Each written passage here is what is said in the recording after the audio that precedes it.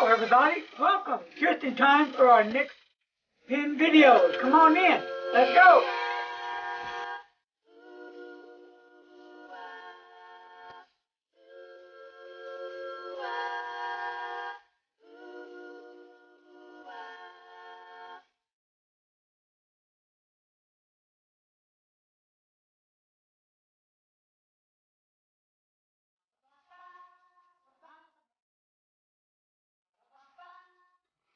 Alright folks, hey, we're over here at Jim's house. He's the pen maker, and we finally made it over in Anna, Texas. And Jim just handed me 2 pens to give away on Larry's Fountain Pen channel. I'm going to do one on the YouTube channel, and I'll do one on the Facebook channel. And right here is Jim. How you doing, everybody? And he's very bashful. Okay, you can tell it. Look at these pens. These pens are definitely awesome. Number 6 nibs. And look at these pens. I mean, if you had these pens in your hand, you would totally go, hey, these pens are first class. Look at these beautiful pens. Whoa. Huh. And if you don't want them, you can send them back to me. Beautiful. Well, thank you, Jim. Thank you much. Wow.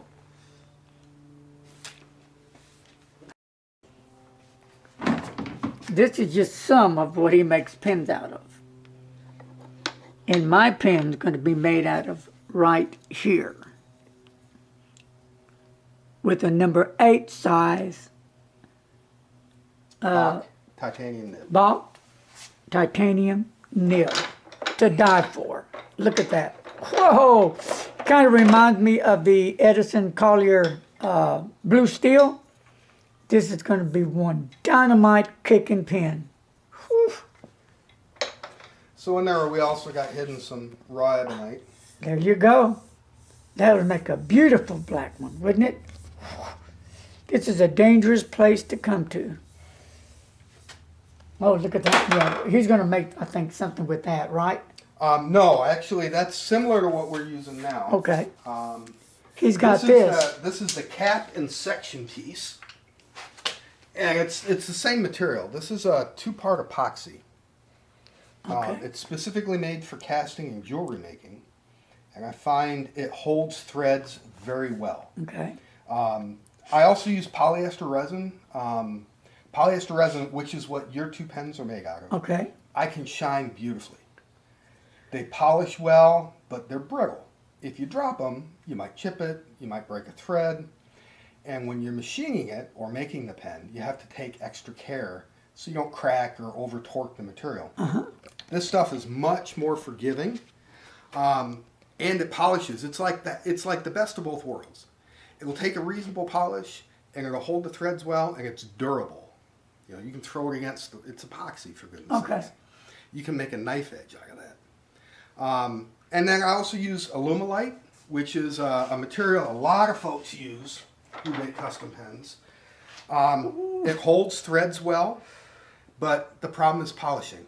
It doesn't like the polish as well. You need a buffing wheel and a whole lot of TLC to get a good shine on it, and then it'll dull over time. But when you're mixing and swirling colors, when you're casting it, it's a lot easier to do, less wait time. Epoxy, I need to wait somewhere around 40 minutes before I can mix multiple colors together, or they'll disperse. This, you've got like a 6 or 7 minute open time. So it's boom, bang, boom, go. Of course, we use ebonite. And then the material Larry was just showing you. This is a thermoplastic called Juma. It's a relatively new material to pen makers.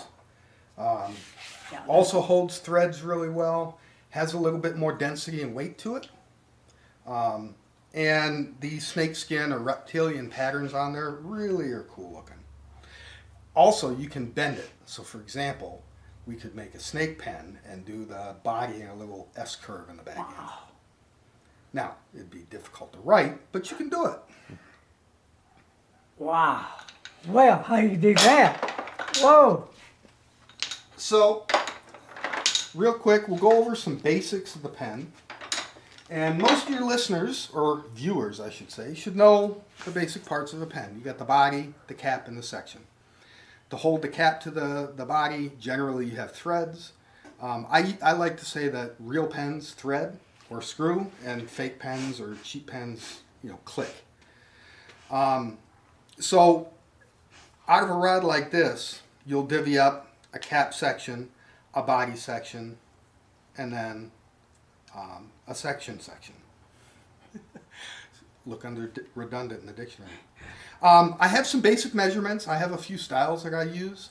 What we're going to do today is the one I teach. I go to a lot of pen gatherings around the country. I have people come in and spend some time with me, and I teach them how to make these pens just simply on a wood lathe. And in fact, when we finish a pen, final shaping I do 100% on the wood lathe. All the precision work and the threading I do on the metal lathe. Okay. So we're going to do that basic style. And I think we've talked about this before. That just really basic pen, no clip, no adornments. Right.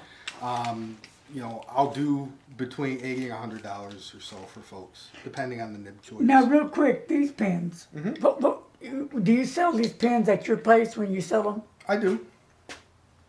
So I make also kit pens, and a lot of fountain pen people, especially on Fountain Pen Network, will poo-poo kit pens. Remember, it's not the hardware that makes the pen write nice, it's the nib.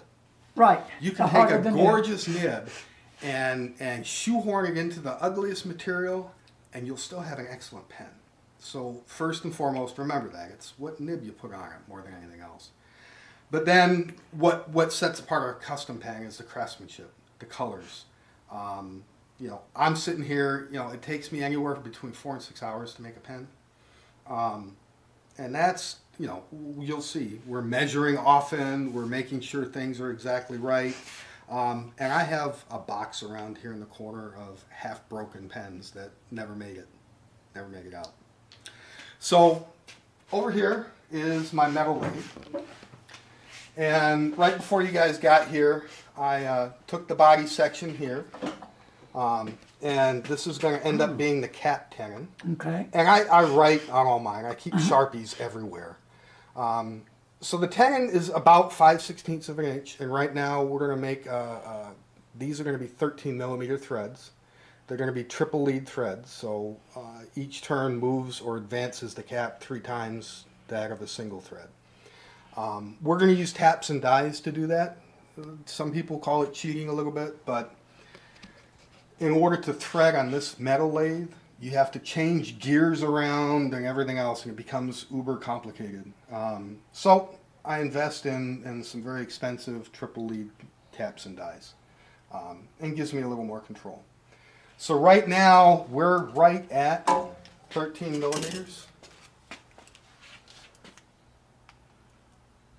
Let's see.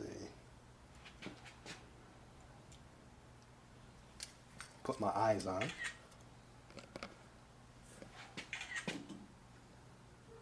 So yeah, we're right at 13 millimeters. 12.99. So we're gonna, oops. Oh, you got that in there. Yeah. Okay. So we're gonna cut a little relief in here for the tenon. So as we're threading, you want a little, if you've ever noticed on a pen that's custom done, there'll be a little deeper section right behind the threads and where the cap meets up. That's to provide an end point for the tap. Okay? Set these over here. And if we get a chance, we'll go through a couple of the mechanics. We won't actually finish this pen. If we have time, we'll pop this up and we'll do some basic shaping on it. Yeah, look at these colors right here, this pen that he's going to be doing. Now, is that monster great looking or what? It is just a good looking pen. And when it gets done, the final product, the polish and finish, it's going to look amazing.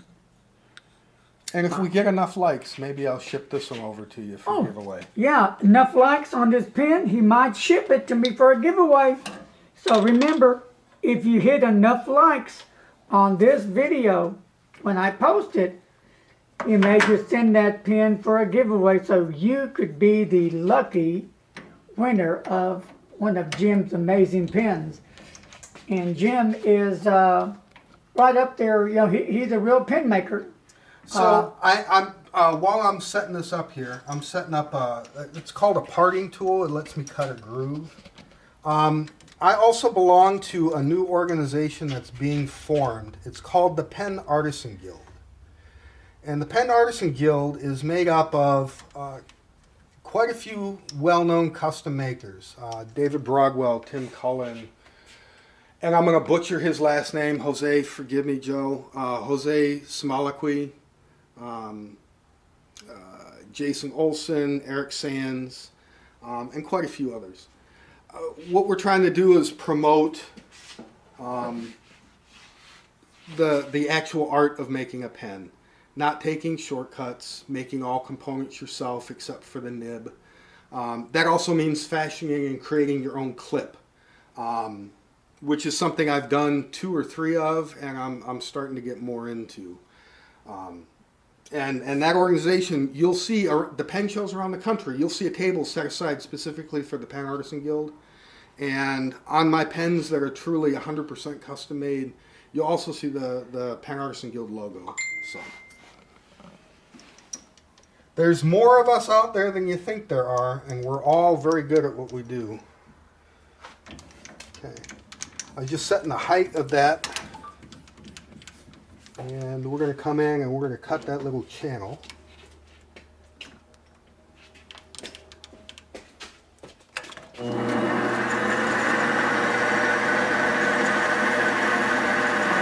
Jim is laying out on the machine.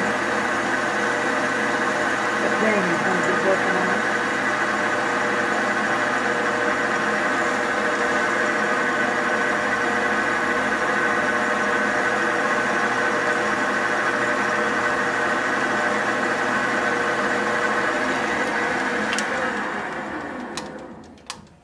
We'll try that for now. That should be decent. And then I'm going to put a little chamfer on the front of this tenon. That'll help not only the cap start better, but it'll help the tap start better as we go to it.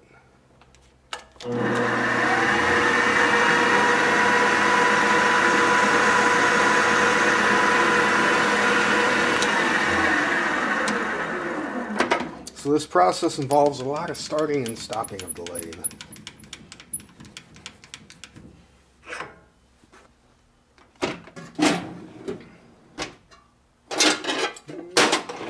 Oops.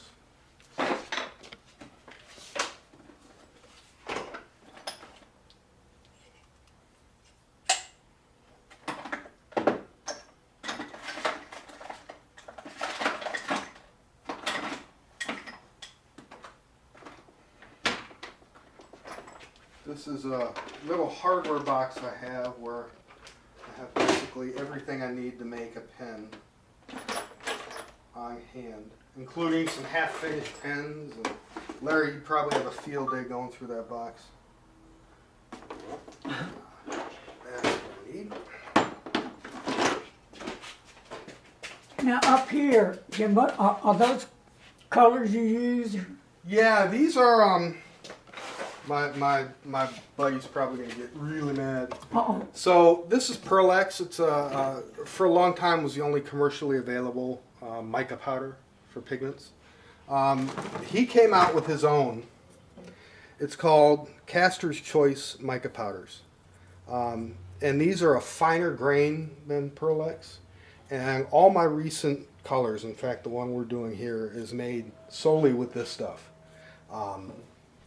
It's actually really, really nice stuff.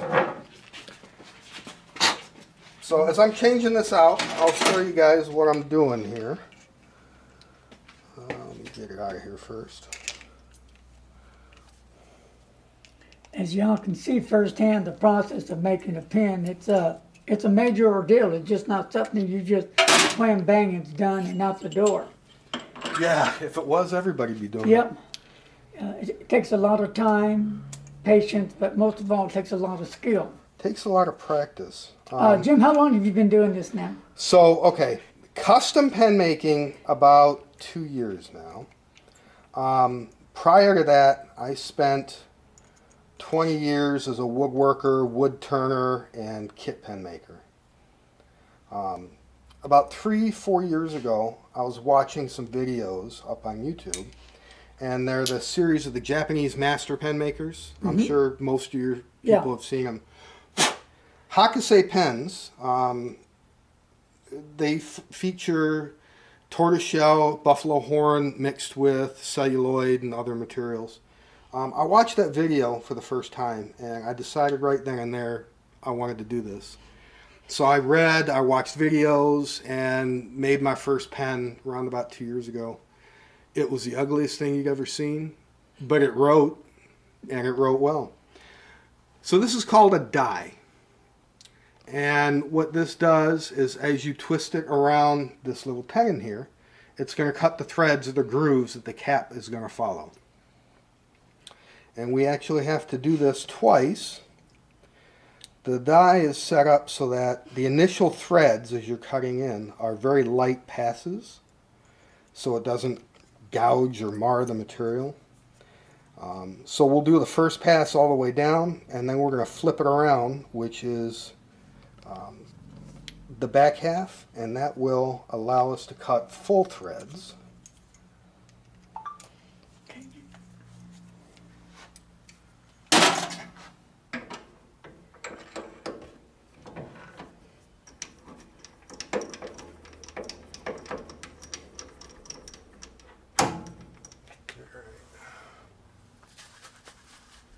Just a little lubricant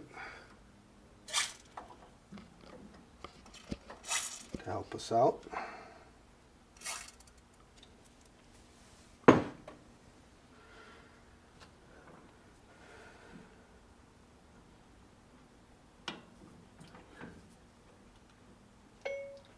We are now at Jim's place, and he is showing us how to make a pen. As you can see, this stuff threads very easily, this material, which is why I like using it.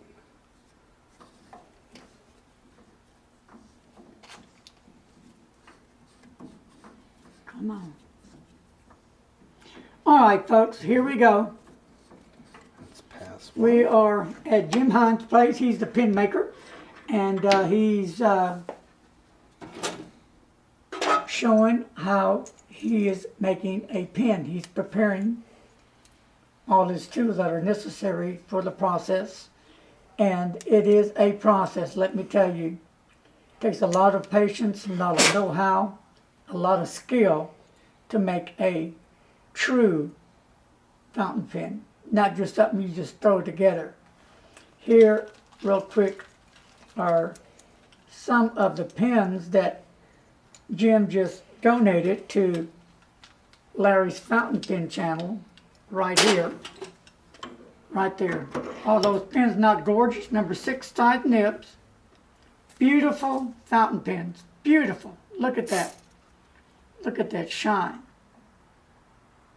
And if there's enough likes on this video, he is going to make this beautiful pen and send it to me for a giveaway. So let's get the likes out there started. So I have 2 beautiful fountain pens that he just finished making, that he donated to Larry's Fountain Pens for giveaways. So let's keep those likes coming in. We're in Anna, Texas at the time.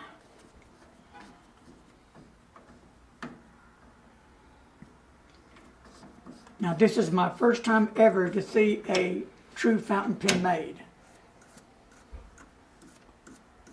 And we have threads. Let me see one of the pens I gave you, Larry. All right. We'll see how well I did.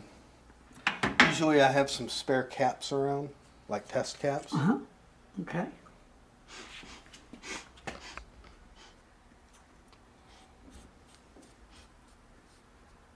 I guess it works. Very nice fit.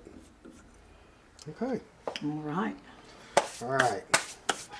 Next up, we are going to drill out the body. Excuse me, folks. Hello, Frank. How you doing, sir? Yeah, we're live right now with Jim. All right. It's a blast, let me tell you. Hey, Francisco. Hey, have we sold anything?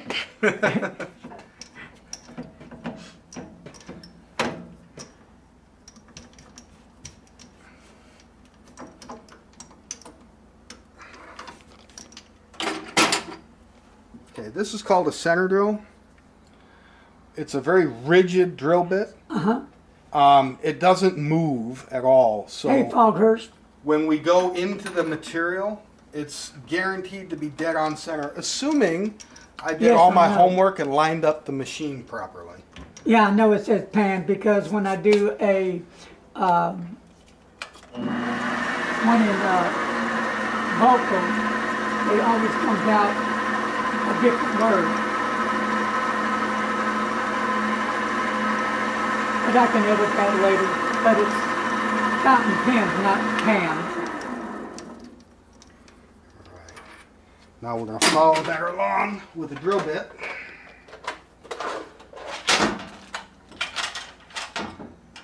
And you need to have a few drill bits. Just a few, eh? That's 119 of them. That's all, just 119. Again. Out of them, though, what's funny is out of them I probably use only 6. But you never know when you need the rest.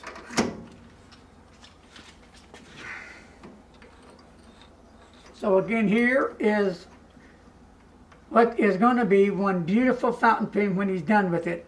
And if there's enough likes on this video, Jim will send this to me when he's done with it.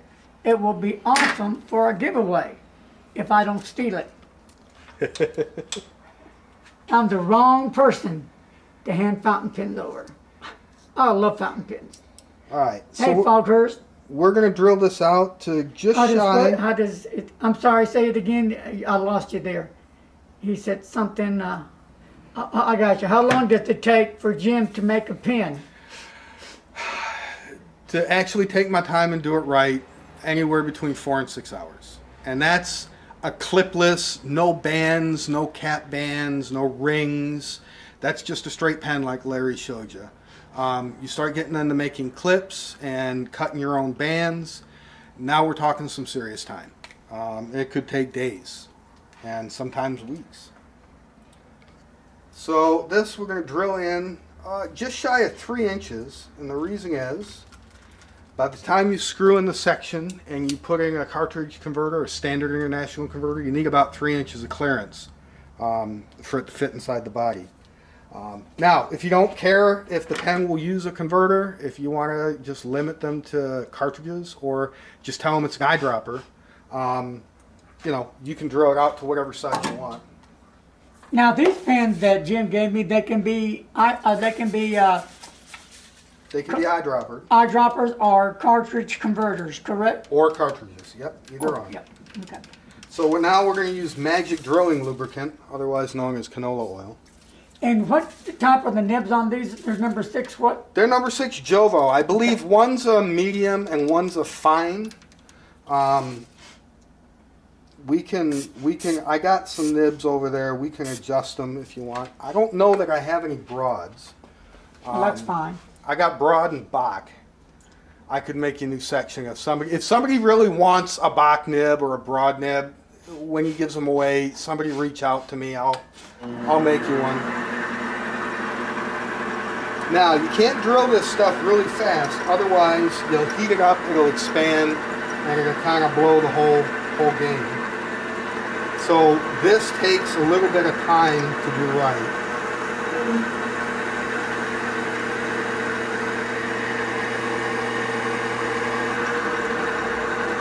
We don't have a whole lot of clearance, so we can't take any big passes. I'm trying to turn this stupid phone. Oh, and pen making is messy, by the way.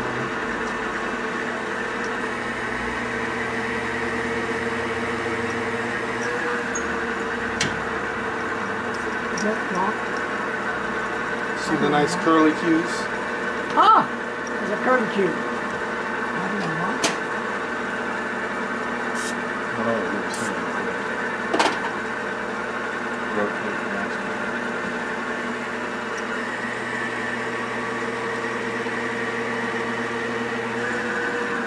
Well, About a quarter inch at a time. Francisco, I can't turn it sideways or it will lock the phone, lock the camera up, so I have to do it like that till I can figure out how to unlock it.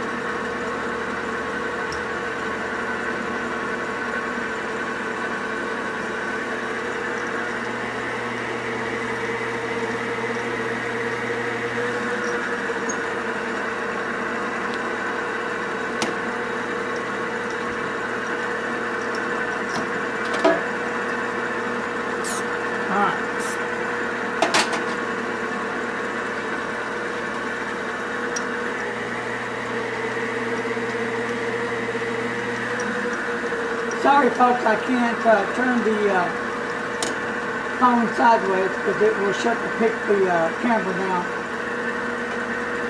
So right now it's in the upright position. Sorry about that, y'all.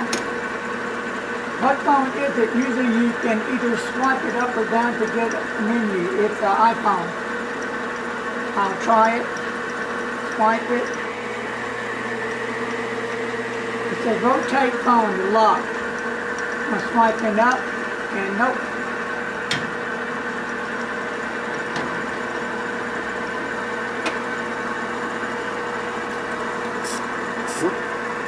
Sorry if I got you, everyone. Okay.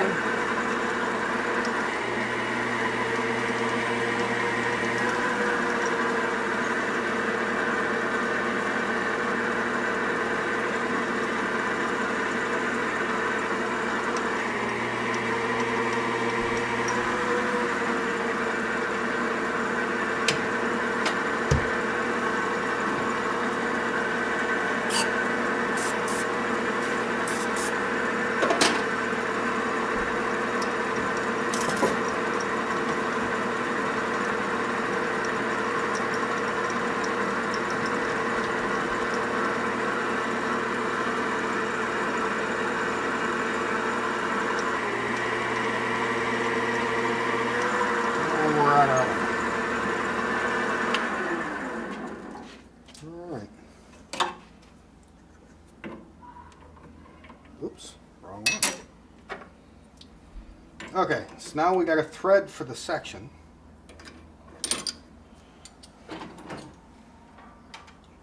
And this is the opposite of threading for the body. We're going to do an internal thread on this. So we're going to use what's called a tap.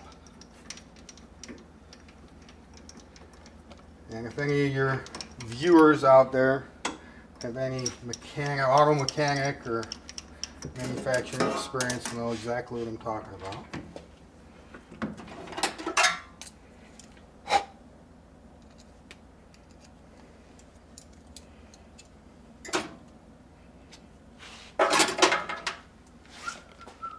I've never seen drilling like that.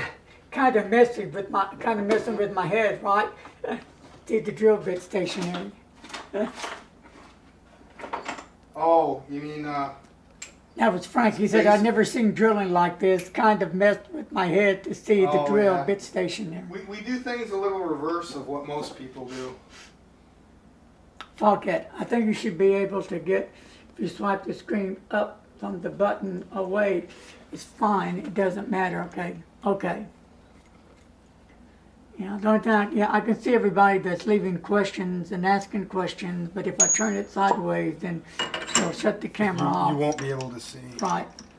All right. Well, if you got questions, shoot them my way. I'll Yeah. be happy to answer while I'm working. Anybody got questions, shoot them up. Jim will answer them. I can do two things at once.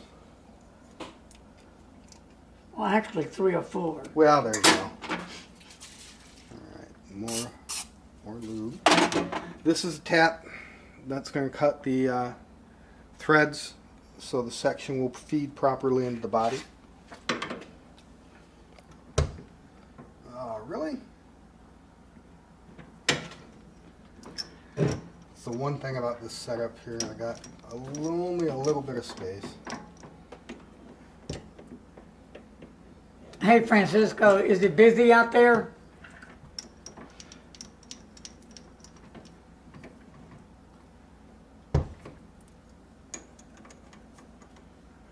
What's your favorite material to use to make pens, Jim?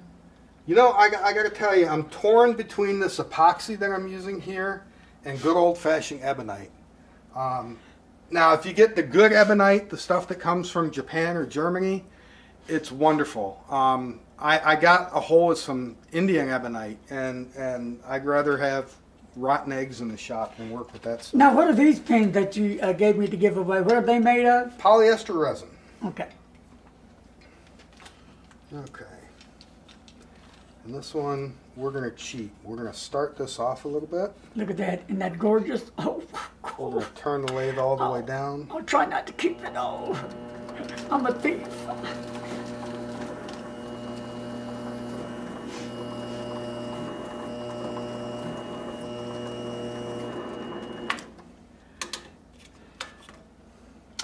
Jim is making me a pen. Hey, Jim, have you ever made a pen out of true stone?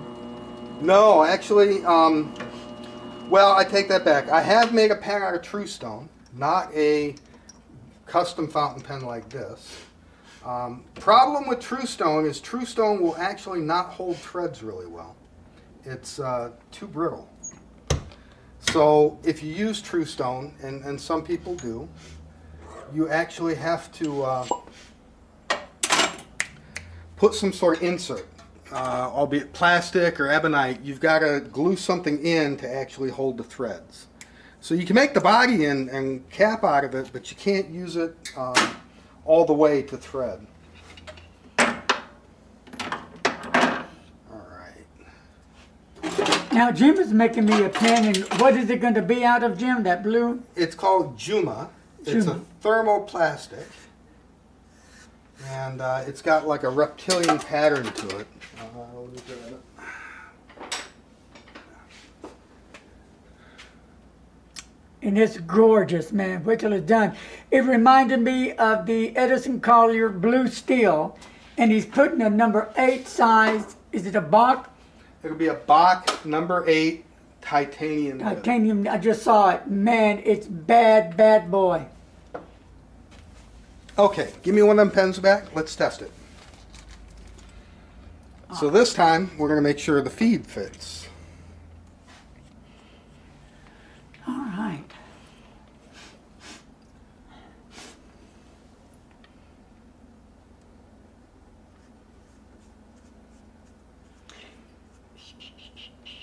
And what do you know? It fits. I did my job right. Look at there. That's the beginning of it. That's going to be a gorgeous pen. Hell, they're all gorgeous pens.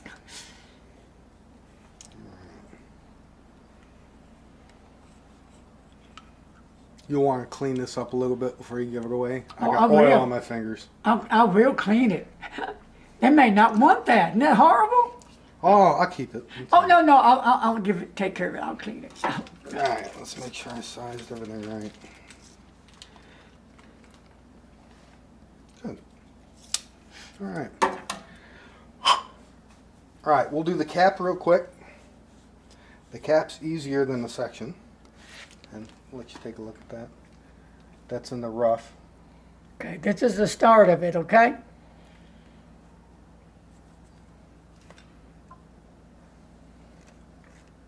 All right. So, cap. Actually, you know what? We're going to do the section next. Section first. And there's a reason why. You don't know how deep to drill the cap until you actually have the section fitted in with the nib inside it. So, you know, I'm guessing here how much material I'm going to need. I have just a little bit less than the cap. Now, you know you want a cap smaller than the pen to proportionally be attractive. But this just gives me a little wiggle room to work with. All right.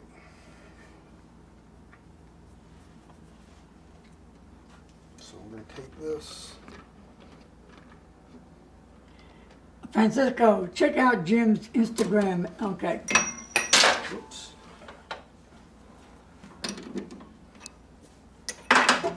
Yes, Jim has Instagram also.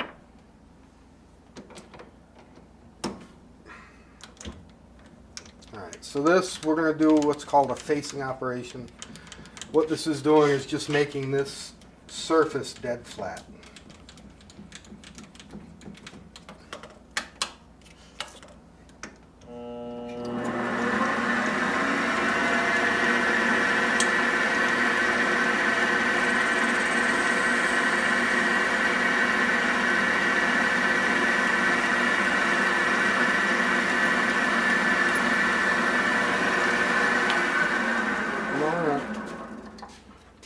There it is.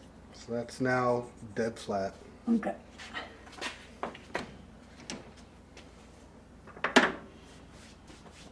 Okay, so I think this one we're going to put a Bach nib in, which means I need to drill a Hey, 7 Temple. How's it going? Means I need to drill a 7.2 millimeter hole, which is about 9/32. Well, getting ahead of myself. All this pressure, I don't work well under pressure.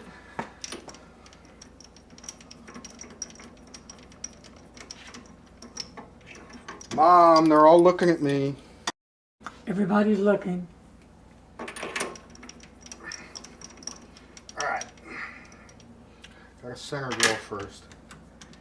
If you center drill and you do it right, when you go to drill the main hole, the bit won't wander, and it just works better.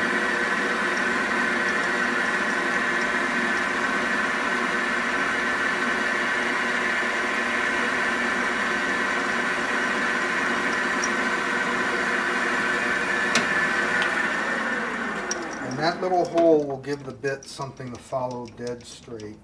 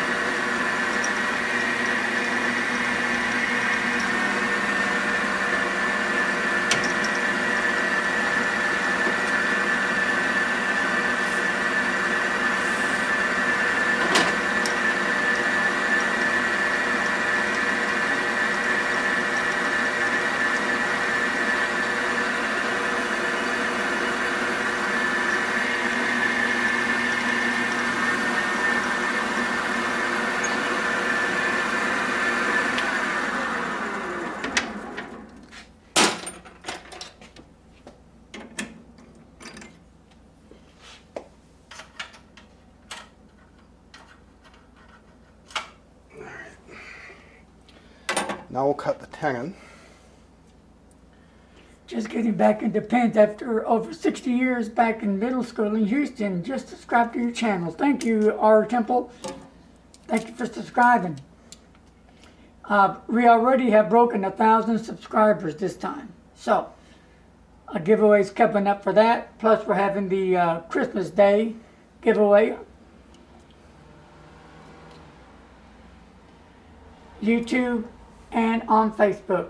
Things will be happening. Now, Jim, where can they find you at? On On Saturdays, I'm out at Beltline and Coit Road in Richardson, and that's the Four Seasons Farmers Market. I've been working with the guys at Four Seasons for the last 3 years. They really like my product. The people seem to like it. My stepson is usually out in Flower Mound on Saturdays as well. That's 900 Parker Square. And then Sundays I go out to either Highland Village, which is on Justin Road, or Carrollton at George Bush and Josie Lane. How often does the material crack or shatter while Jim's drilling? When I first started, quite often.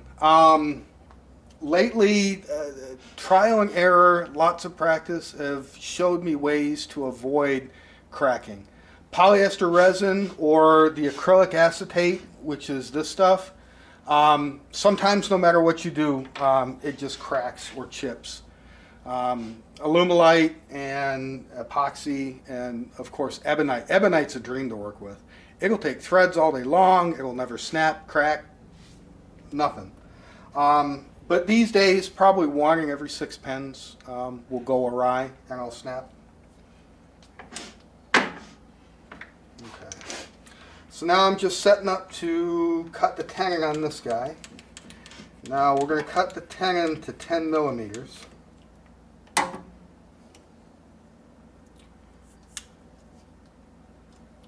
So set my handy dandy calipers to 10 millimeters.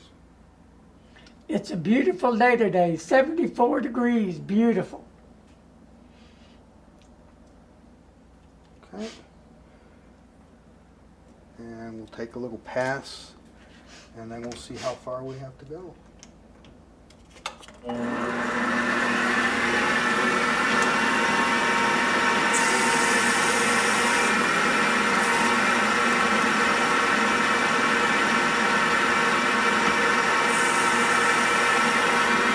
Like I said, I love red pen. Did he say how many years he has been using these machines? How many years? Well, the metal lathe here, this one here, I've only been using about a year. Okay. This is a recent addition to my shop. Now, these guys here, the old style wood lathes, and there's a couple more behind you, Larry. I've been using those somewhere between 15 and 20 years. And I'll go right back.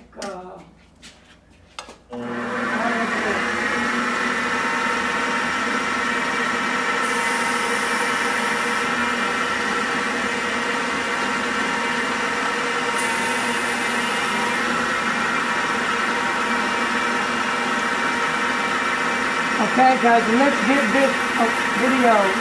Did you already show samples of how it works? What's that now? Did you already give samples of how it works? How the machine works? Yeah, Aaron said. Did you already show No, actually, samples? I really didn't. So, why don't you come a little, can you see everything fine? This is called the chuck. This holds the workpiece. It's got 3 jaws that move together so that it will, within reason, keep it dead nuts cylindrical. Okay. Okay. This is called a tool post. This holds a cutter. This is a right-hand carbide cutter. We use carbide because it lasts really long and I don't have to sharpen it very often. This up here is called the compound rest. This guy moves independently at an angle or side to side. As you can see, it's at a slight angle here. This here that I'm moving in and out, forwards and back, to move this forwards and back is called the compound. Yep. And then down here, this is called the saddle, and this moves up and down. This here is a lead screw, and when I engage this dial, this will take the whole carriage and move it automatically under the machine's power, so you get a nice consistent feed rate and finish. This is the tailstock. This is one of the tool holders. This is a Jacob's chuck. If you have a cordless drill at home, this is the same sort of chuck that goes on that, just machined a little more precise. And then this wheel can advance, as you saw while I was drilling. This will move a drill bit out and in. And that's really the basics to it. All right. And I've got a little bit more to go. Now remember, the more likes we get on this video, Jim will get working on this pen, and he may just donate it to Larry's fountain pens for a giveaway.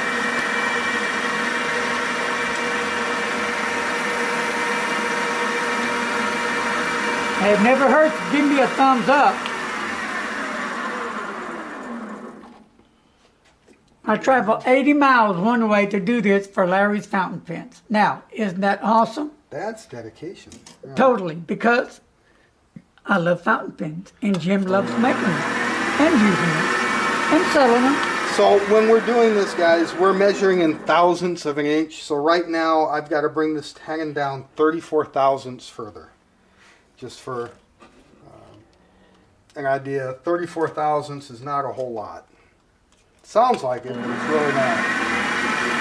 If I was a multimillionaire, I'd have myself a swimming pool made out of a shape of a fountain pen. That would be awesome.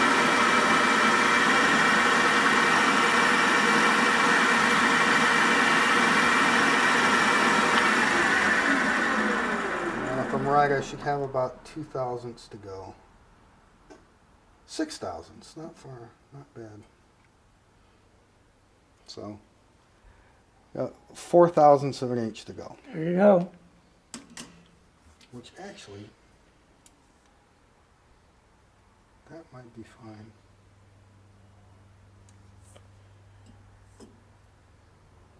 No. Yeah, we're a little over. Frank says, what's the other camera for, Larry? Okay, that's going to be uploaded to my YouTube channel. There's more on that than there's going to be on this one. What kind of nibs does he, hold on to fade it out. What kind of nibs does he use, and where does the source stem from? Yeah, what kind of nibs does he use? I use 2 types of nibs. I use either Bach or Jovo, or however you pronounce it. I'm German, I should know how to pronounce it. I source out of FP Nibs in Spain for Jovo, and I source out of England for Bach. And that works. Do you ever make theme pens, for example, making green and red plastic pens to fit with the Christmas period? Sure. In fact, I'm working on a pen fashioned after the phoenix for a gentleman. So now that sounds pretty cool. If you think of the Tibetan phoenix and the colors that history has. A Christmas pen would be green, blue, and red. I could make you a Christmas I know pen. you could. Here comes Santa Claus. Here comes Santa Jim right down Jim Claus Lane. All right. I do this all the time. I'll put something down. Our temple. So Jim makes nice bodies. What kind of pen working will fit into them? So Jim makes nice bodies. What kind pens working will fit into them? Like cartridges or converters. Yeah, so all of my pens will take international standard cartridge or international standard cartridge converter. You can also make them eyedropper pens by simply putting a little silicone grease around the threads and sealing it that way. And actually, if you do that way, they'll hold somewhere in the neighborhood of 3 mil of ink. Can you make facet pens? Bodies of like facets, six size facets? Or you know what? I'm going to say I can, but I've not made one yet. So it's just, I know another pen maker that that's one of his things that he does and does well. We've talked about how to do that. I've not quite done it yet, though. Did a bit of research. It looks like that Tibet pen will turn out really nice that you just mentioned. And then Aaron just said, does Jim design feeds for the nibs, or do they come with the Jovo in the box with feeds? So my nibs come with feeds. However, I have some really small material that I've been experimenting with for feeds, as well as some ultra thin ebonite for feeds. Now, none of them have worked yet, but I'll get it eventually. All right, so now I'm going to cut that thread relief like we did on the other.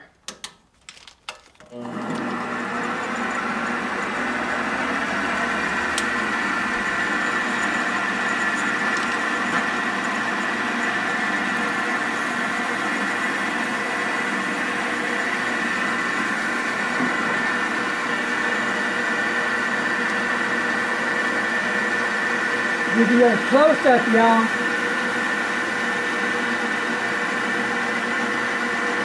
I'll do whatever it takes to make Larry's fountain pen a successful fountain pen. Ooh. No, that's As not, long as it's not going to outer space, because I don't Well, think I could get there. that's not deep enough. I'm going to have me a moment.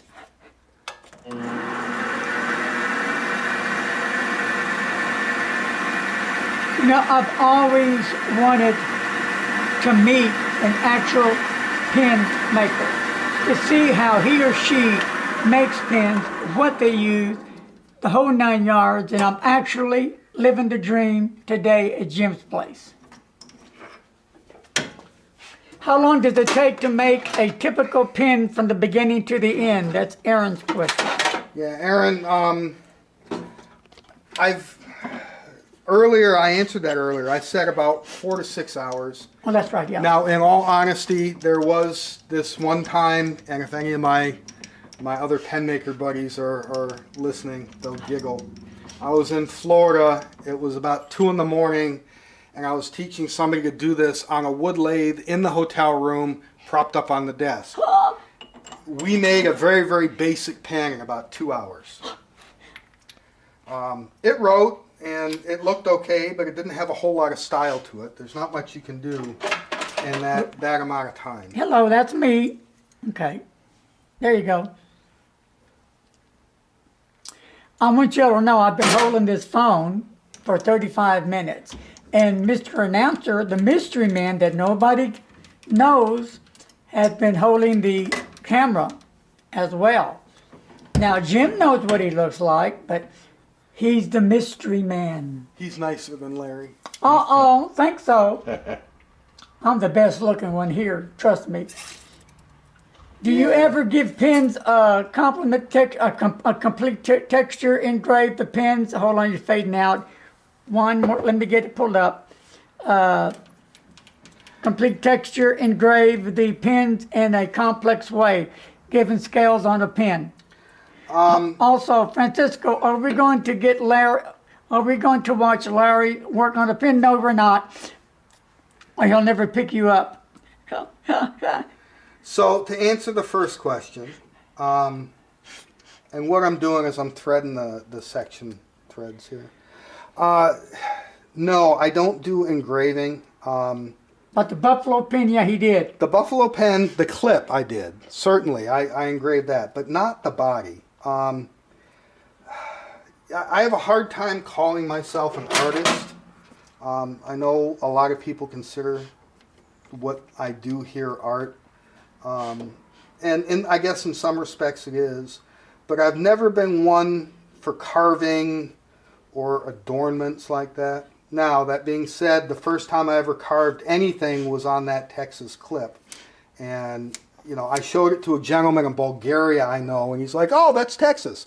So I figured I hit the mark close. You know, it's something I'd be willing to try, but it'd be something I'd be trying first, not like having someone come and say, okay, I want you to do this big, elaborate design engraved on the body. No.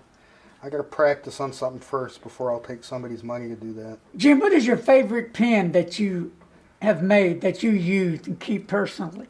Woo, okay. I've only made myself one pen in my life. Oh. And it's a kit pen, and it's made out of Ambonia burl, which is a very rare wood burl. I actually have it in the house, and I keep a Jovo number 5 fine nib on it.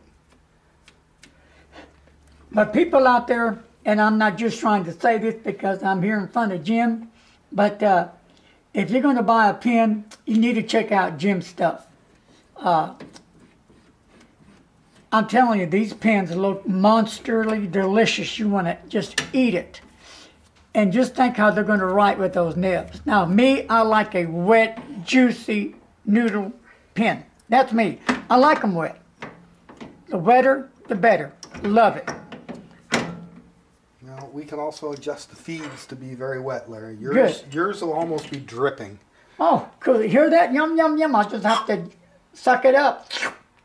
All right, let's see how we did here. But, again, check Jim's stuff out. Give him a try. See what you think. And I bet you 100% you'll love it. Jerry says, what's Jim's website? hinzewoodcreations.com.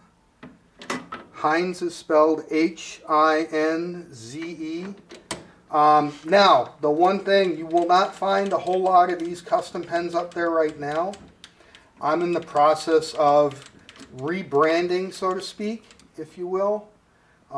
So this will all be done under Hinze Pen Company very shortly. I will post one of the business cards later tonight or tomorrow on Larry's Fountain Pen on the YouTube and my Facebook. Aaron, as Penmakers does, Jim, have any thoughts about Jowo versus Bach? Yeah, yes and no. And Jerry just said love the ketchup or like the ketchup. Go ahead. Yeah, it's not like the ketchup, but okay. Okay, so here's the thing. I think if you get a good Bach nib, it's better than Jovo. Problem is Bach has got consistency problems. And just because you get a good nib this time doesn't mean your nib's going to be good the next time. Now, what does Monteverde use in Conklin? If I'm not mistaken, I believe both of those use Bach. Okay, yeah, I have that. You send it to me. Most of the pen manufacturers out there, believe it or not, most of them are using Bach. I'm not sure why. I don't know if they give a better deal in bulk, or if there's some sort of stigma around it. But Jovo is actually the oldest pen maker or nib maker. They've been making nibs quite a bit longer than Bach. Bach's only been around since I believe the early 1900s. Do you also able to put a gold nib on? Absolutely. I do a lot of solid gold nibs. 14, 18, 21, what?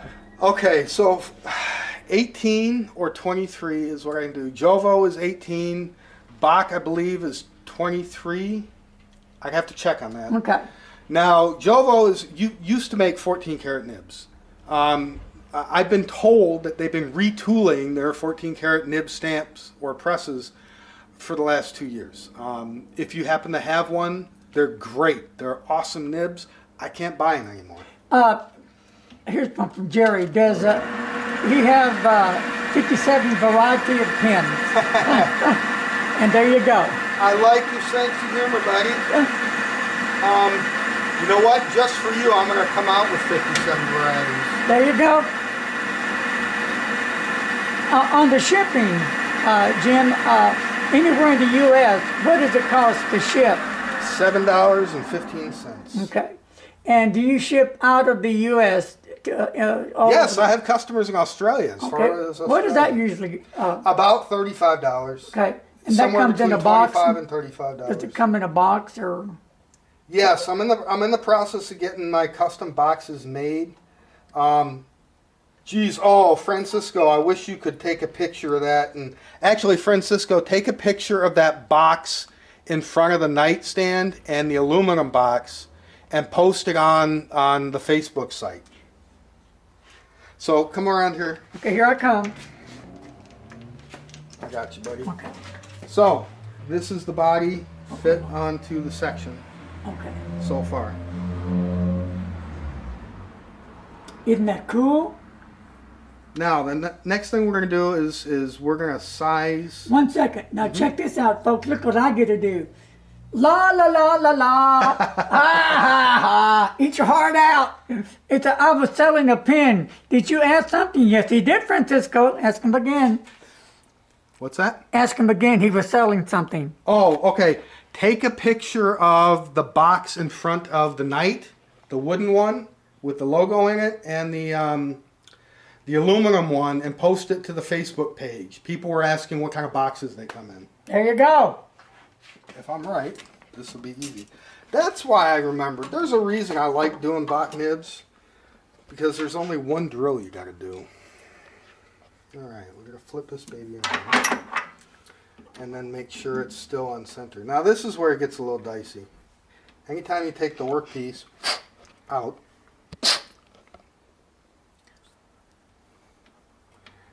trying to get it centered again. Is Mr. Announcer a fountain pen user and a fan too?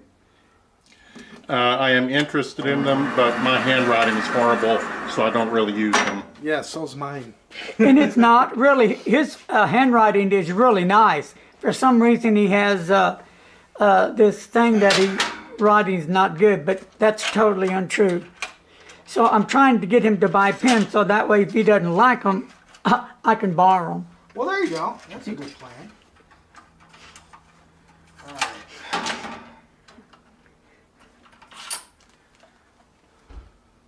Good.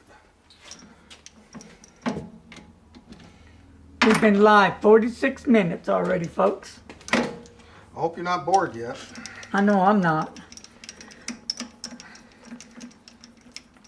Does Mr. Announcer have a face for radio? Yes. There you go. Actually, there's Mr. Announcer. Ta-da! No, I'm teasing. Oh, I got a face for radio. Little do they know that Mr. Jim is Mr. Announcer. Stephen Lawrence has joined our fountain pens. Okay. So how many you got live right now? Let me see. 1, 2, 3, 4 that I see. Cool. If I'm doing it right. Okay. Uh-oh, it's ding dong.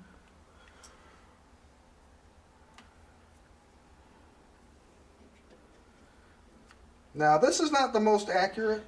What would be better is if I had a digital readout on the tailstock. But this actually gets close enough for government work.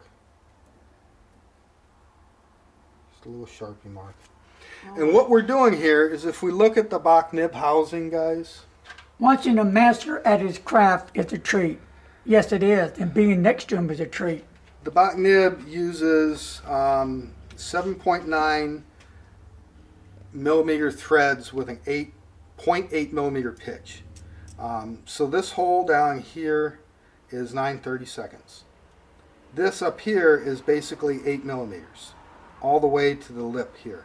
So what we're doing is we're going to drill in from the front of the nib, the distance until we get to the spot where the threads go, and then we're going to pop in behind it and we're going to tap these threads so it feeds in there nicely.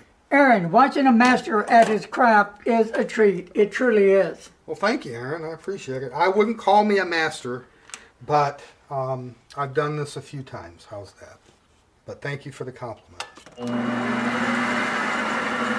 Hey, Jerry, Aaron, Francisco, thanks for hanging in there and watching.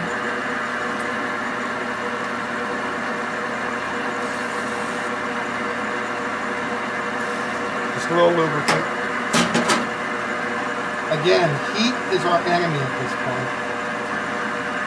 Oops, sorry, Larry. I'm sorry.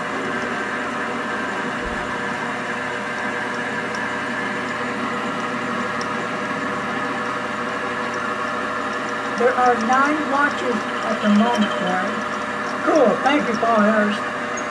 9 watches so far. Okay. Now, They were posted. They were posted. Francisco said. thank you, Francisco. I appreciate that. So everybody who's a member of Larry's Fountain Pens, go take a look at the pen boxes on the site after the live feed.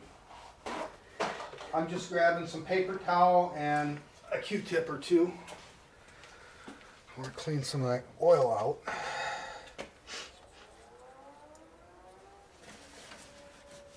I will be announcing. Oh, why does the blank turn instead of the drill?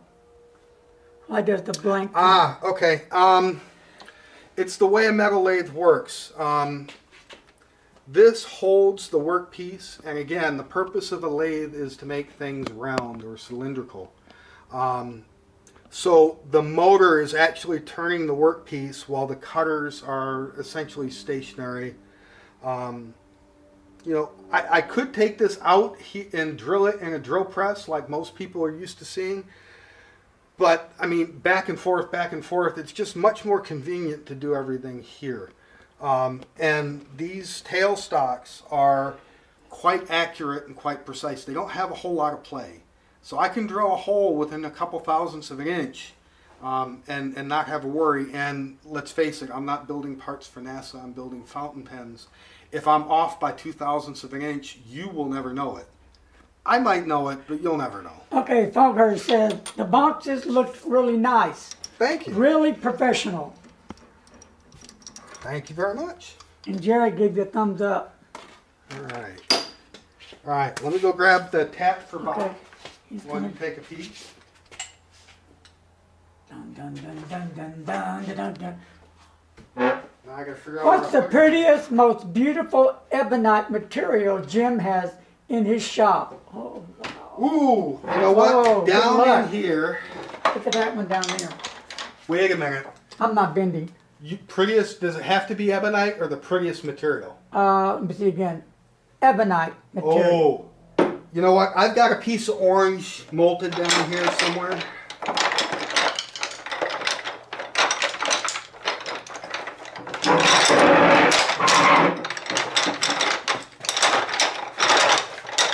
And he's looking.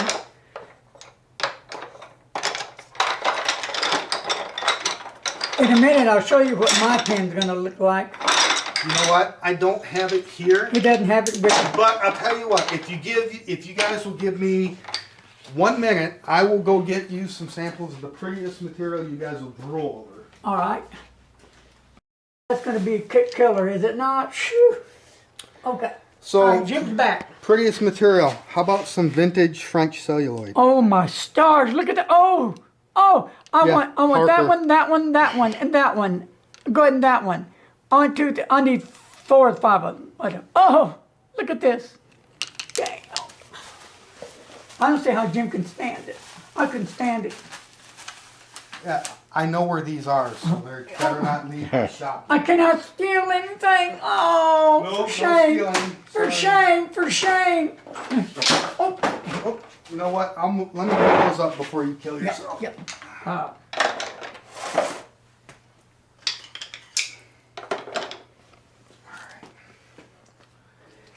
Figure out what the hell I did with the tab. Oh, it's over there. Oh, it's over there. He would have blamed it on me. He No, said, okay, okay. only a little bit. Only just a little bit. So I do have some molted ebonite. I've got black and orange. Isn't it a square pen hard to hold? A square pen would be hard to hold, but that's why you got this thing to make them round, Yeah. smart butt.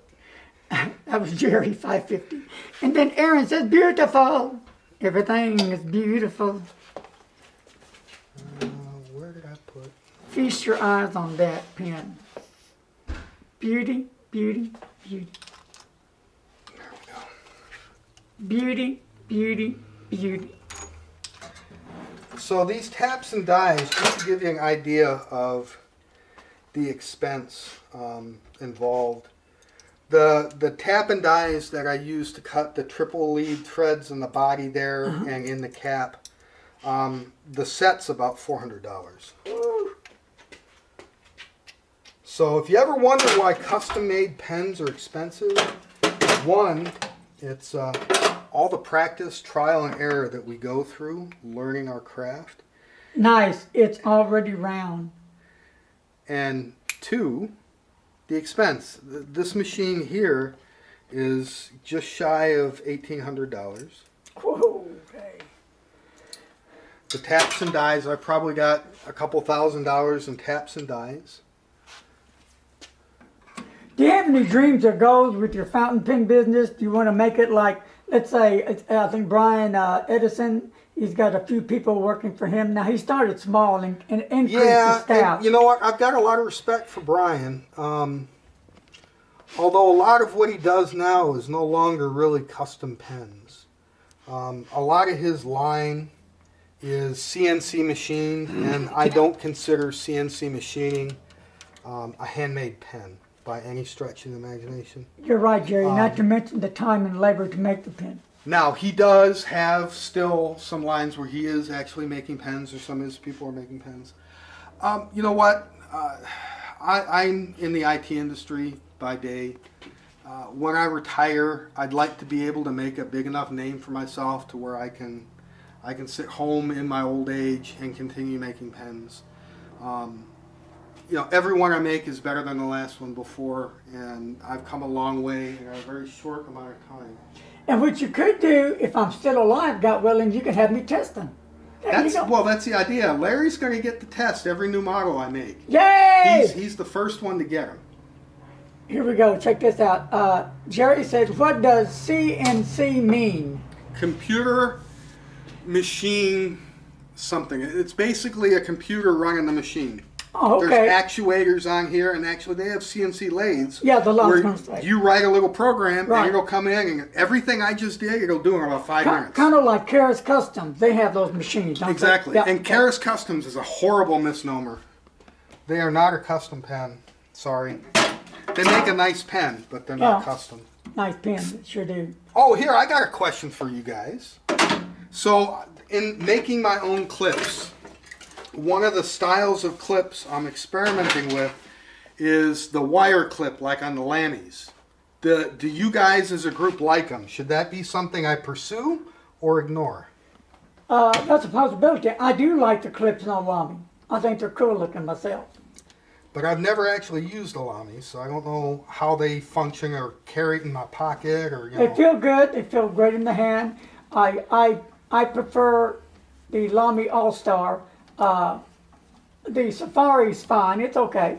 But the All-Star is what's aluminum. But I just like the All-Star better. But they all about the same. The Lamy 2000. That's a nice one as well. It doesn't have that kind of clip though. I think they work well, but they're ugly. Okay, he doesn't like them. And I don't like the Lamy clips. Okay, that's Frank.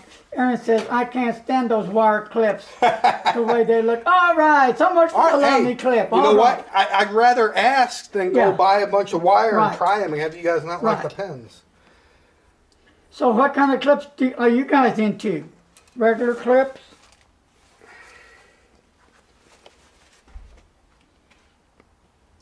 Moment of truth. Here we go. Dun dun dun dun dun dun dun dun dun dun dun dun dun. It's threaded. I just need to go a little further. But they do work well, Jerry said. All right. And Frank says, Jerry, CNC is computer numeric control. Thank you. Thank you. There you go. You'd think an IT guy would know that, right?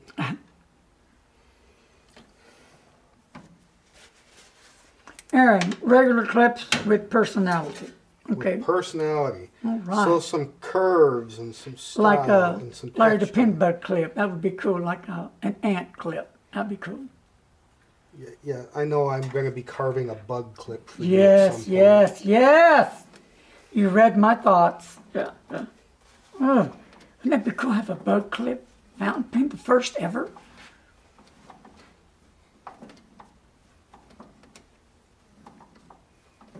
And slowly he turns. And getting things ready into position. We've been at this 60 minutes and counting. And we've almost got a whole pen roughed out. There you go, almost. Jerry, an alligator clip with ruby eyes, smiley face. And then Aaron goes, Pelican, the way they use a bill is a great idea for branding. Yeah.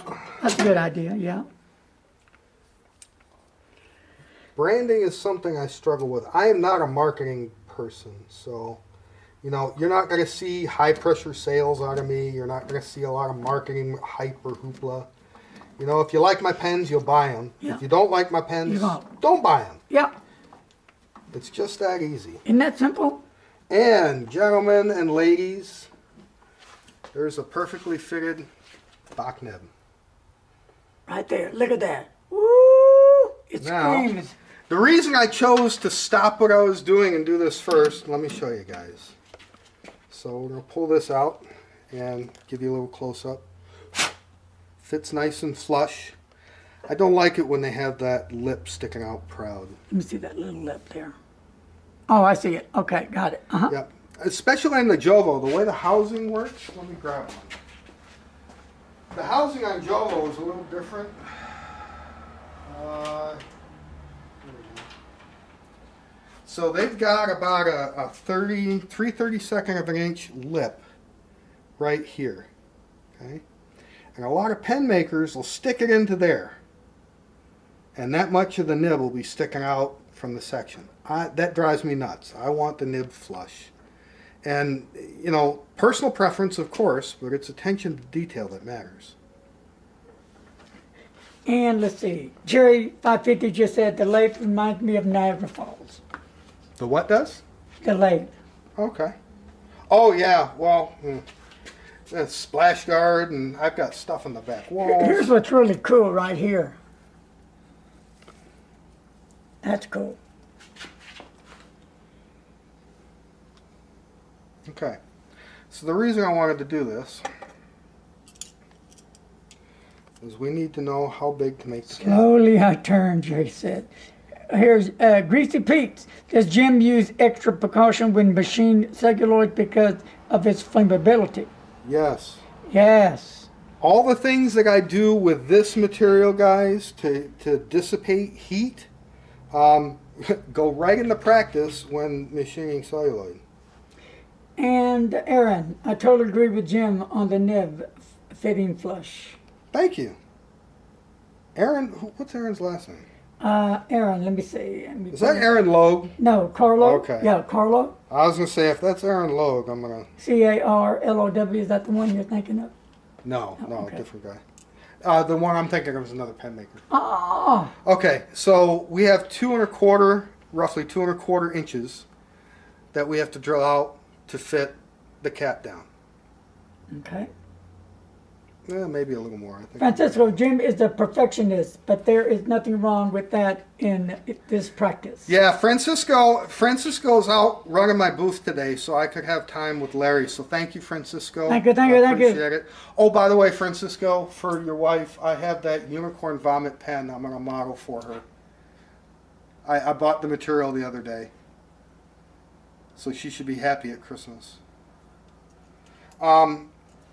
What was I saying? Oh, my battery's getting low. We can plug you in. Hang on. Okay. It's iPhone? Yep. Oh, I'm sorry. Let's do this. Let me grab an extension cord, and you can drag this with you. Okay. 64 minutes and counting. Ta-da. Jim is getting me a plug to plug in before it goes down. Francisco says she'll love it. Excellent. Excellent. Oh, Francisco is saying about me being a perfectionist. Francisco has been in the shop with me before while I've made pens. He's got a pretty good idea of how much I throw away or how much, if it isn't right, it just never makes it. There you go. That should do you. I am going to plug it in. And you just have to hang on to that. Okay, 1 second and out. Okay. Alright. Alright, here we go. Back in business. Okay. So what this will do, this will leave me, if I wanted to, that'll leave me enough meat to put a clip on top. Okay. Aaron, has Jim ever had a flame incident with cigarette? No, I haven't. No, not yet. Nope, never. Hope he never does. Well, and you know what? After that batch of celluloid, there isn't a whole lot left in the world. Really? There's one guy I hear rumors of out of Japan that still makes celluloid, and he's the only person. Now, somebody told me Montegrappa still makes their own celluloid. I don't know that I believe that. Here's one for you. With the bit that doesn't turn, it makes it less likely to drill a hole in your hand. It does, but if you notice, I'm not wearing any jewelry, rings, watches, nothing, or any loose clothing. This thing's running anywhere from 100 to 2,000 RPM, and it's got about a horsepower of force behind it. 2,000 RPM, you get a shirt sleeve, you get a ring caught on one of these, you're missing a finger. Woo. So, you know, just don't let the fact that the bit isn't spinning fool you. This thing will throw a lot more monkey wrench into anything. Oops. Just some Hello from Robo. Says hello from Rick and baby Manny. Hi, guys. And Aaron says again, doesn't Pelican use some celluloid with their pens? Not anymore to my knowledge, but And I could be wrong. Jerry says, good thing you don't have long hair. Yeah, no kidding. You know, I went bald when I became a pen maker, just for that. I'm kidding. I've been bald most of my life. Hello, Michael. If Pelican uses celluloid, there are a number of pen manufacturers and individuals that when all the big celluloid manufacturers went out of business, they bought literally everything they had, which was years and years of material. Most of them do not resell it. So if you don't have any now, you're probably not getting any.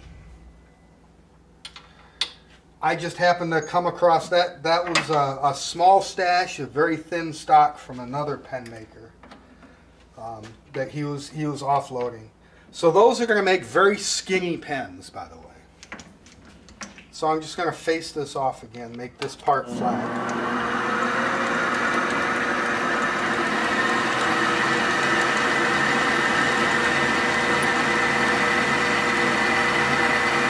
Why did they stop making it? It's dangerous as hell to produce.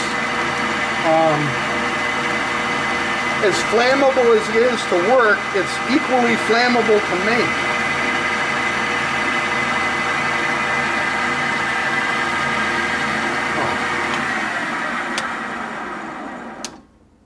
You can't run it in reverse and have good results. There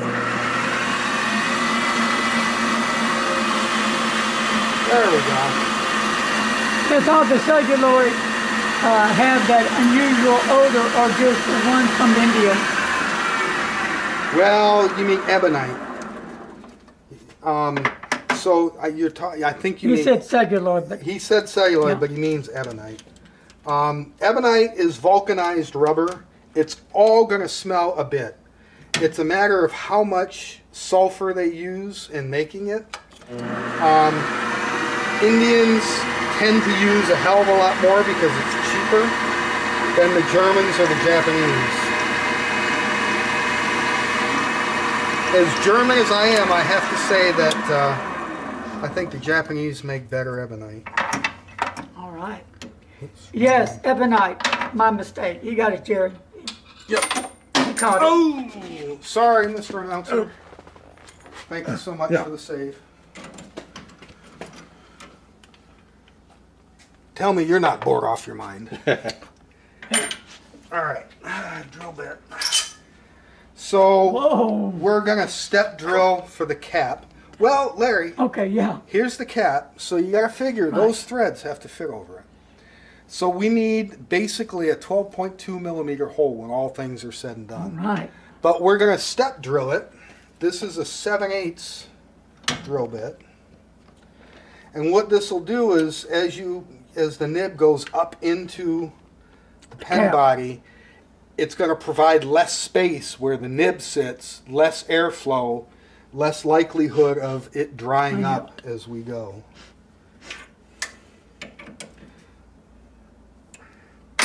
And we said 2.275. And as you can see, all my drill bits have little marks all over them. And it fits about right. Oops. Let's do this. Put that up there. All right.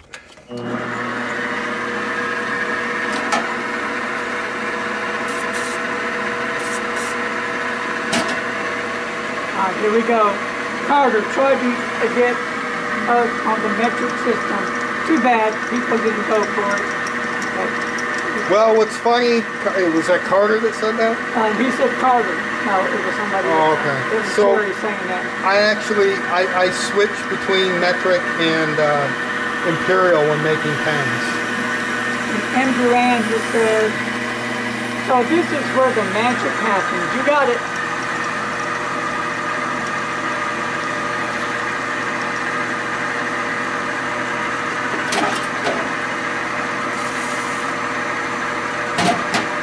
I think when you over there, where did Jim get all the cool pins, acrylic, etc. from? I make them. He makes them. Most of them. Most of them. Or another maker will make them for me if I can't get the colors right.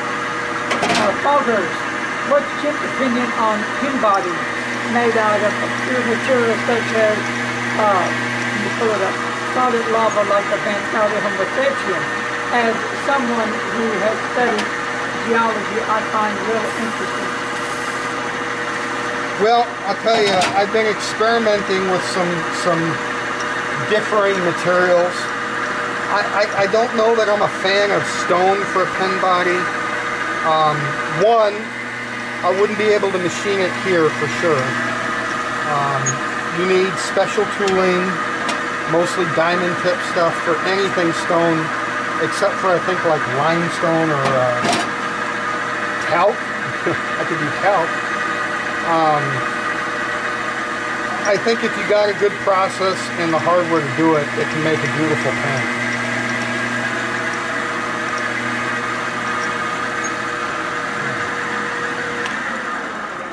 Now we have to expand the hole to its final size before we tap it.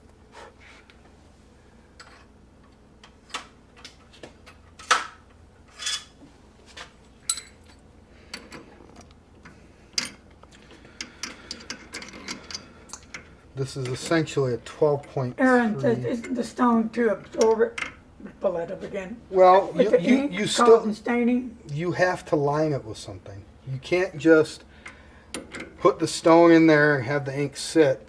It's not like, you could do it with granite. Granite's not very porous, right? But any stone that you can machine relatively easily to make a pen body out of, you're not going to want to house the ink in it. It's going to have some sort of liner, either brass or steel or an acrylic.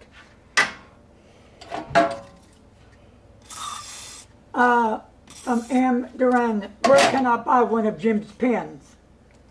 You can go to my website. You can come see me at one of the farmers markets, or you can just email me or give me a call. I'll be happy to talk to you about it. And I will be posting later all the information where you can purchase a pen from Jim. That will be on. Jerry, Larry, instead of getting cremated with your pens, maybe Jim can make a pen out of your ashes from Mr. Announcer. Yay! That's a little morbid. Yeah. But I like the thought process. Hey, the morbid's fine. How about making a morbid pen then? How's that? Call it Larry's Creation, the morbid. There we go. We'll just cast your ashes into a pen. You'll become a fountain pen. But you better be prepared to pay for it. It's not going to be cheap. Larry's not cheap.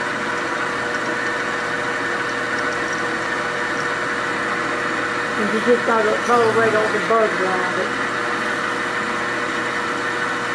I wonder how much I could get off of eBay for it. Well, I bet quite a bit.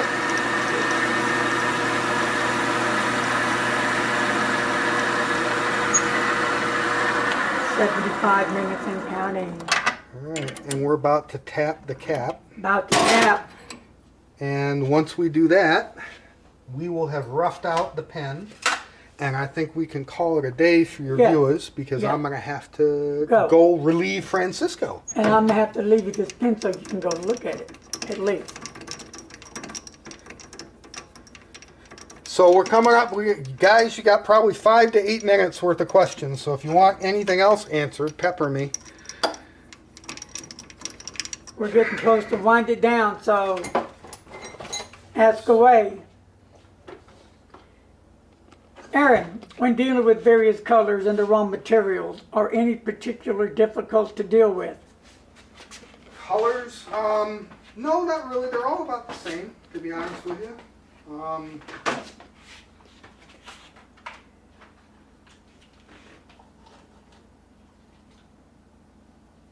Michael, this is cool to see. Yes, it is. Thanks for taking us along with you. You're all quite welcome. Thank you for watching. Well, I gotta be honest, guys. He's on Facebook as Jim Hiinze. On Instagram is Hiinze Pens, and then, or you can email him at, and it gives your email address. Thank you, Mr. Francisco. Larry and I've been trying to get together to do this for what, 4 or 5 months? Or more. Or more.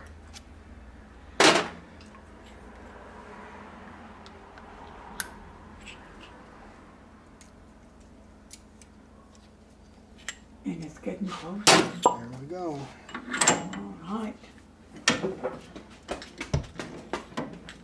And he's getting ready to go into action. Frank, I feel like I'm a field trip with Mr. Rogers. You are close to it. Aaron, Jim, do wood pens as well? Yes, I do. Yes, he does. They all have a liner of an acrylic material. Okay, you heard that.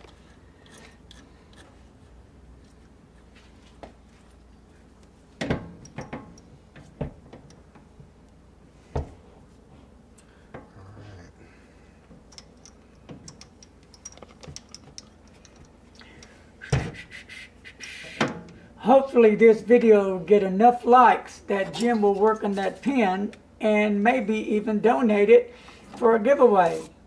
I said maybe. Alright.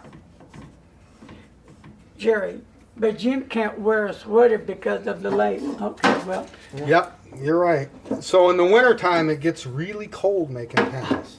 And actually, sometimes the materials, like polyester resin and cold weather, do not mix. I've broken the most polyester resin pens while working on them in the wintertime. Here's one. Aaron, what's the price range of Jim's pens? I can do a very basic pen, somewhere around $80, $90. And I've done pens all the way up to $600. And then Francisco says, Jim started out as a wood turning teacher, right, Jim? Yep. So I've done a number of things. So I used to make furniture. I used to teach hand plane making. If any of you guys remember the old-fashioned wooden hand planes. The little light things, the one that you can just... The ones that you shave. Yeah, okay. I used to teach how to make those out of wood. I used to do a lot of bandsaw, veneer stuff, and I got into wood turning. Early 90s, I think, late 90s, and have done that. And like I said, I teach pen making. In fact, I was recently in Ohio teaching pen making over the summer. In fact, this is it. Show the back of my shirt. Oh, okay, I'm here one we of go. the presenters. We had about 70 of the best pen turners in the country at that event. Here you go. Aaron, what's the most scratch-resistant material? Most what? Scratch-resistant. Scratch-resistant material. Probably epoxy. Ebonite is soft. It scratches relatively easily. Alumalite is probably the most scratchy. And polyester resin is probably somewhere in between. All right, moment of truth, guys.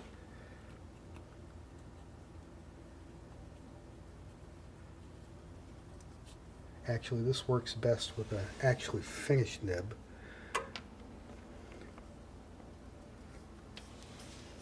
you go.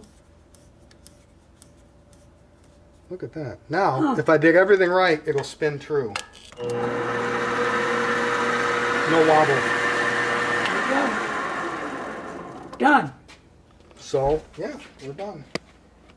Of course, the last basic, he'll just does whatever he does to polish it up and stuff, right? Well, no. From here, I'll decide if I want to put a clip on it. And I will probably put a vintage clip on it. I have a whole series of them here. And I'm trying to get rid of my vintage clips. What I need to do my own, I need to buy a milling machine. So guys, if you want to buy a pen, help me help make better pens. So I've got these vintage clips. These are kind of like, you should recognize that. What did you say, Parker? No. Oh shit. Okay, I get it. You sure? Not the Verde. Oh! The old ones. So I'll probably put a clip on here. Okay. Or maybe just like a plain. That's kind of cool. Yeah. Got a few That's of them. cool. And then they actually, what will happen is, I have these other things here. These are called Mandibles. Okay. And what these do, and I've had to make these. You can't go out and buy these. So it's handy having a metal lathe. This is for the body. What you do is you put this in what's called a collet chuck. Oops. Oh, break it. No, it won't break. This is epoxy. See? This slides in and this screws over the body. And what this provides is a nice rigid holder for me to be able to machine this down freehand on the wood lathe. And then this guy is the same for the cap. You see the steps. Hi, Sharon. That'll screw in there like that. And then this will let me feed the cap. I have another one over here. Here's a collet chuck, by the way. That's what a collet chuck looks like. And it basically, think of a Dremel tool or a drill. And this is for the section. $100. Okay. And this will screw in here. And that'll let me bring this up and hand shape these on the wood lathe. I'll be done. What I'll do on the metal lathe first is I'll turn these down close to the diameter over here. So it'll be a nice cylindrical tube of one set diameter. And then I'll bring it over here, and that's where the real art is. I'll freehand shape every pen. So even if you wanted to order two of the same pen, they're likely not to be exactly alike because they are handmade. Right, that's good, yeah. I'm not a manufacturer. That's good, yeah, that's what I like. Okay, other questions before we go, folks? Okay, we're almost about out of time. Get your questions in now. 83 minutes. 83 down. minutes, and we have about the basis of the pen. So Yeah. there's about another 2 hours worth of work here. All right, the Before it's countdown's ready. going to start. 10,000, 9,000, 8,000, 7,000, 6,000, 5,000, 4,000, 3,000, 2,000, 1,000. Okay, folks, that's it.